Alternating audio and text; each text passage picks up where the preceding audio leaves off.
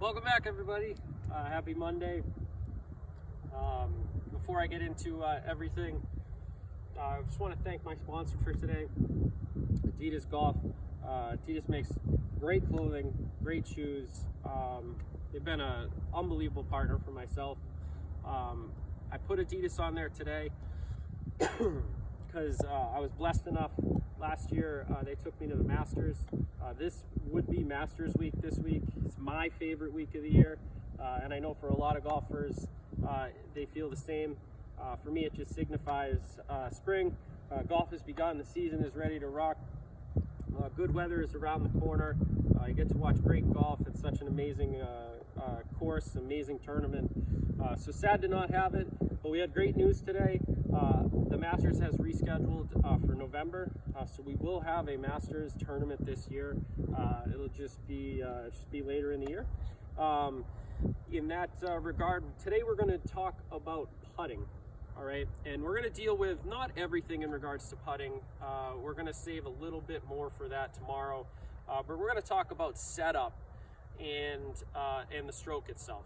All right, so when we talk about setup, something I see, some of the most common things I see is that people they just don't get into the right posture, and commonly people stand too upright and too far away from the golf ball. So in this scenario, you can see that my eyes are inside the golf ball, and a couple things happen because of that. Is one, when I get inside the golf ball, my arms have to reach, right? And when your arms reach and they separate from your body, they become active. And when your arms get active and they move differently than your, in a separated fashion from your body, again, we talk about variable control in a lot of what we do. And there's too many moving parts. This is such an exacting and precise area of the game that if we have too many variables going on, we tend not to be successful. And two, we talked a little bit on club fitting in regards to the arc of the stroke. I think the best putters on the planet, Brad Faxon, Tiger Woods, Ben Crenshaw, they all have arc to their stroke.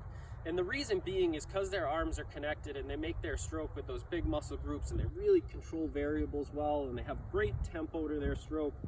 And, so when we get too far away from the golf ball, what tends to happen is we have too much arc in our stroke. So if we have too much arc in our stroke, there's too much variable change, there's too much change in direction. That face starts to move a little bit too much, and it really puts a lot of pressure on the individual to be very precise in their timing, in their tempo, and to make sure that everything's proper at impact. Okay, so we want a little bit of arc in our stroke, but we want to mitigate that. We don't want it to be too much. How do we do that? Well, we have to get in the right posture. Okay, so if we get our arms connected to our body, a way you can do this is take a towel, put it under your arms, really feel like you're connected. Again, if you turn your elbows in and those forearms out, you're gonna get in a scenario where your arms become connected to your body.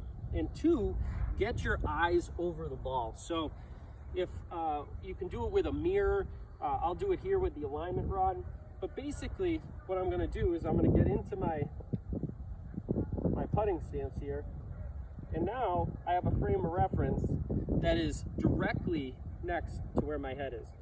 Just make sure your eyes are over the ball, because when that happens, we do that, we get in a nice posture where we get spine angle. And if we keep those arms connected and we simply rotate, what we'll notice is we've got a nice little arc to our stroke on the way back. And then when we follow through, we've got a nice little arc to our stroke on the way through. And that's because of spine angle, right? Because the spine's tilted. If it was at a 90-degree angle, we could come straight down the line, but the body doesn't work that way.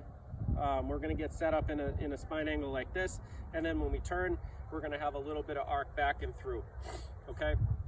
So really talking about the stroke itself, what do we wanna putt with?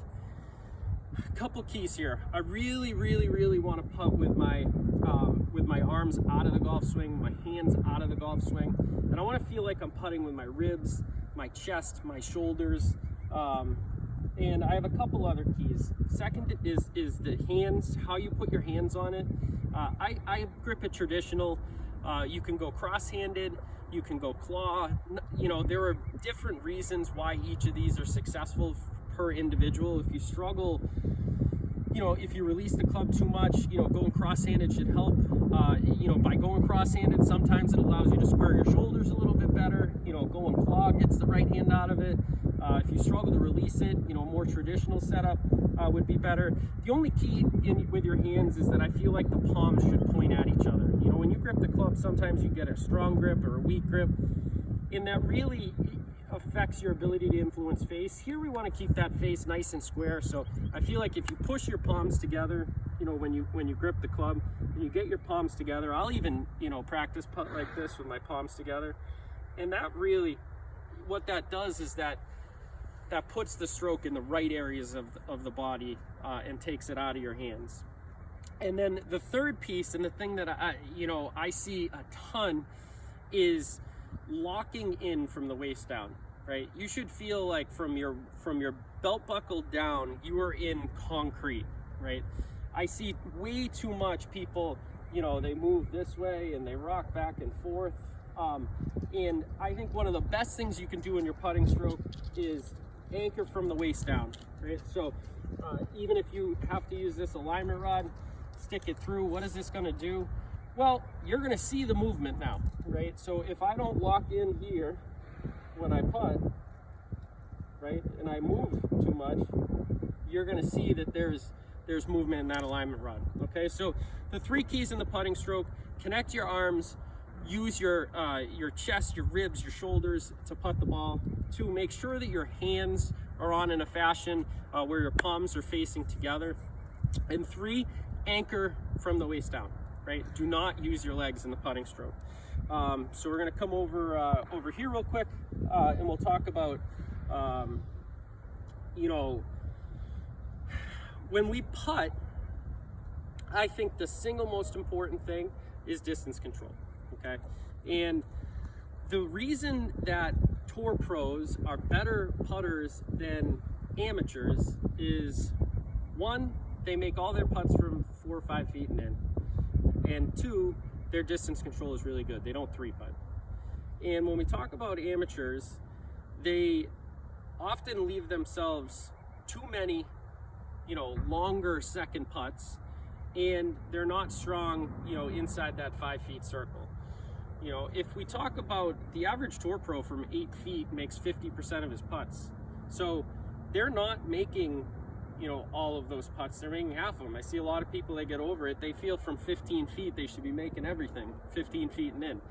And the reality of it is this is an exacting area of the sport, and it's a difficult area of the sport. So we need to turn around, and I think the single biggest thing you can do to help yourself as an amateur is get your distance control down, right? So most people, they use their eyes to calculate how far a putt is, and then they use those eyes to translate to their hands for feel.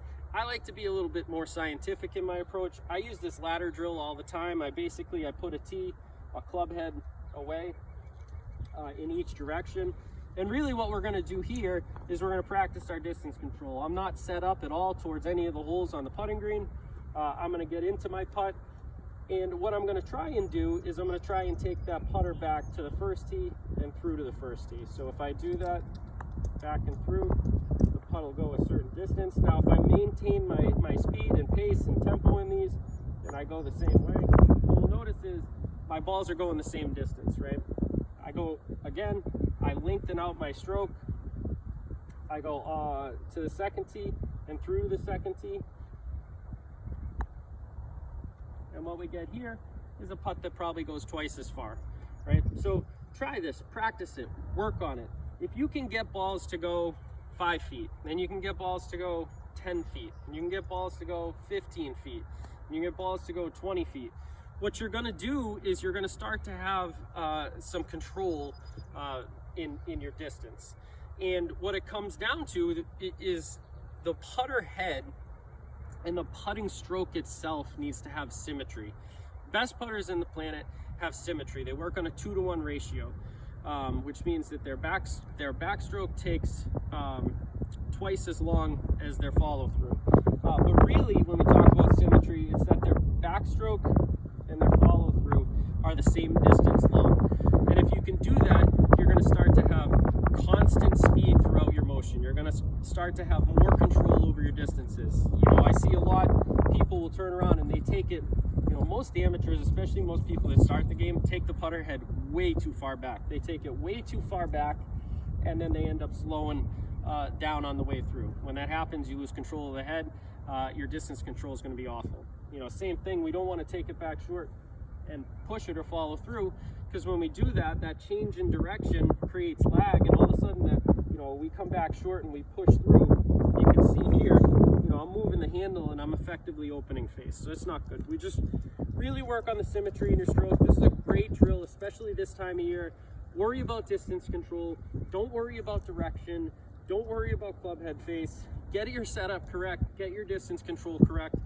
If you do that, you're going to be a better putter, not only on your long ones, but also on your short ones.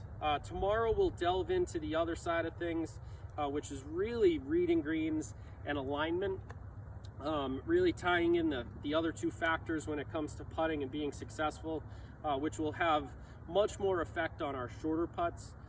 Wednesday, we're going to do bunkers, so we'll do short bunker shots, we'll do full swings out of the bunker, longer bunker shots. Thursday, we're going to work on uneven lies, uphill lies, downhill lies, side hill lies, you know, hitting out of divots, and everything that comes from, you know, kind of non-ideal lies. And then Friday's a wild card day. Friday, I got a little bit of a plan, but I'll accept any feedback that anyone has in regards to what we're going to do on Friday. Again, thanks for joining us today, and we'll see you again tomorrow. Have a great day.